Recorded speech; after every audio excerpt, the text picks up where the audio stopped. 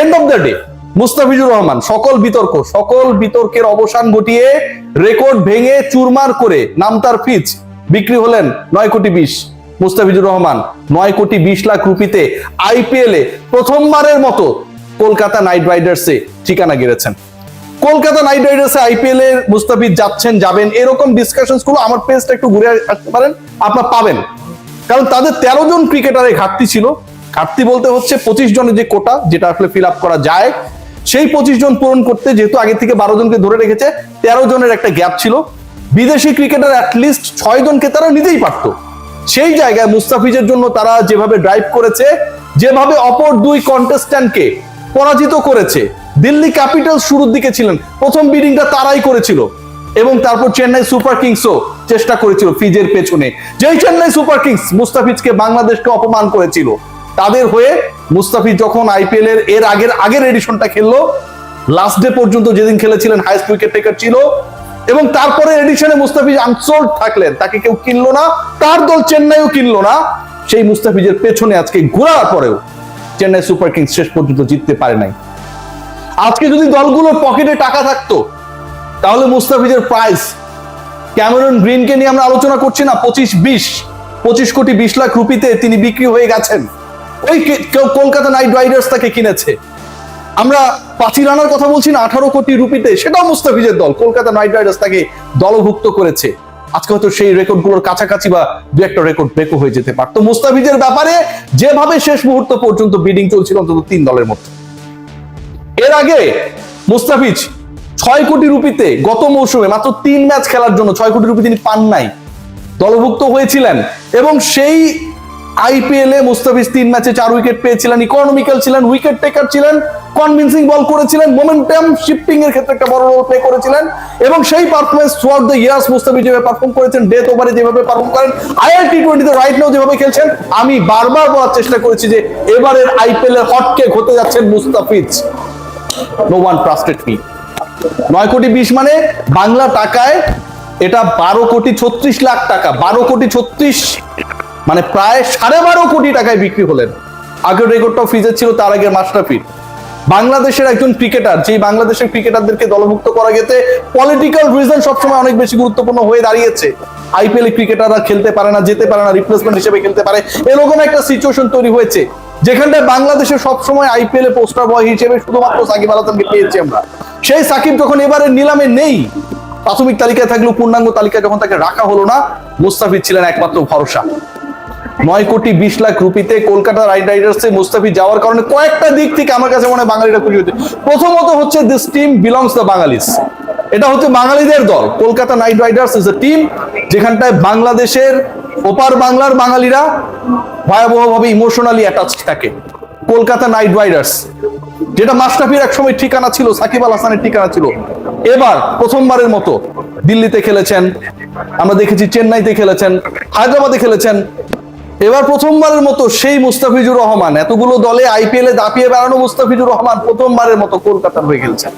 কলকাতা মানেই, আবার বলছি যে বাঙালি, কলকাতা মানেই শাহরুখ খান, কলকাতা মানেই আইপিএল চ্যাম্পিয়ন, কলকাতা মানেই যারা এবারের মিনি অ্যাকশন থেকে তাদের মেগা টিমটা বানানোর চেষ্টা করেছে। একবার ভেবে দেখুন, পাথি রানা, মুস্তাফিজ দুজনই চেন্নাই ছিলেন, সেই দুজনকে তারা দলে ফিরিয়েছেন, এবং তাদের বোলিং অ্যাটাকে এই দুজনের একটা বড় রোল থাকবে। মুস্তাফিজের কতগুলো ম্যাচেস খেলতে পারবেন না পারবেন সেটা নিয়ে হয়তো কিছুটা হলেও সংখ্যা তৈরি হতে পারে, কিন্তু আপনি যদি চিন্তা করে দেখেন, চেন্নাই সুপার কিংসের হয়ে যখন মুস্তাফিজ খেলেছিলেন, পাথি রানা খেলেছিলেন, একই সাথে দুজনকে অ্যাকোমোডেট করেছিল তারা।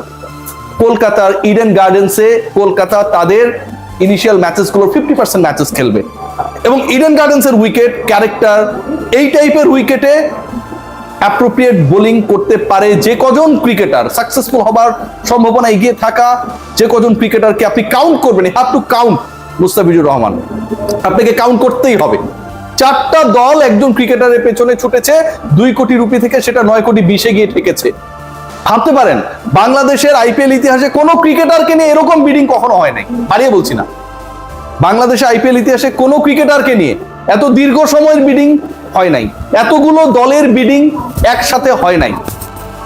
20 লাখ করে রুপি যখন তার প্রাইস বাড়ছিল, মিরপুরের প্রেস বক্সে আজকে আমরা যারা নাজমুল শান্তর মাইকিং করা ম্যাচ দেখতে এসেছিলাম, আমরা সবাই উচ্ছ্বাসে ফেটে পড়ছিলাম যে এই প্রাইসটা শেষ পর্যন্ত কোথায় গিয়ে থাকে। ম্যাজিক্যাল ফিগার 10 কোটিকে কি সেটা টাচ করতে পারবে? পারে নাই। তাতে কি হয়েছে? মুস্তাফিজুর রহমান পিকড হয়ে দেখিয়ে দিয়েছেন বাংলাদেশের ক্রিকেটারদের ভ্যালুটা কতটা। ভেবে দেখুন, যেখানটায় রাচিন রবীন্দ্ররা ইনিশিয়ালি আনসোল্ড থাকেন, লিয়াম লিভিংস্টনরা আনসোল্ড থাকেন, ঠিক সেই জায়গায় মুস্তাফিজুর রহমান প্রায় 10 কোটি রুপিতে সোল্ড আউট। মুস্তাফিজুর রহমানের পেছনে 4টা franchise at a time bid করছিল। মুস্তাফিজুর রহমান বাংলাদেশি ক্রিকেটারদের মধ্যে রেকর্ড করে দল পেলেন। মুস্তাফিজুর রহমান এই মৌসুমে যদি প্রপারলি খেলতে পারেন 12,36,00,000 টাকা তার অ্যাকাউন্টে যাবে। Just unbelievable the way actually মুস্তাফিজকে কেন্দ্র করে উন্মাদনা আজকে আমরা আইপিএল এ মিনি অকশনে আবুধাবিতে দেখেছি। এবং কলকাতার এই এক্সাইটিং টিমে যদি মুস্তাফিজ না খেলতেন, ওই বিডিং এ শেষ পর্যন্ত যদি চেন্নাই তাকে নিয়ে নিত কিংবা দিল্লিও ট্রাই করছিল, তারা যদি পিক করতো, একটু হলেও আফসোস থাকতো। আজকের পুরো আইপিএল এর নিলামটাই তো কলকাতা নাইট রাইডার্স বেস্ট। আজকের আইপিএল এর নিলামে কলকাতা নাইট রাইডার্স ভেলকে দেখানো শুরু করেছিল গ্রিনকে পিক করার ক্ষেত্রে।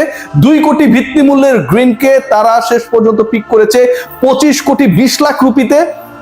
2 কোটির গ্রিন এক্সট্রা পেয়েছে 23,20,00,000। পাথিরানাকে তারা পিক করেছে 2 কোটি ভিত্তি মূল্যের পাথিরানা 18 কোটিতে।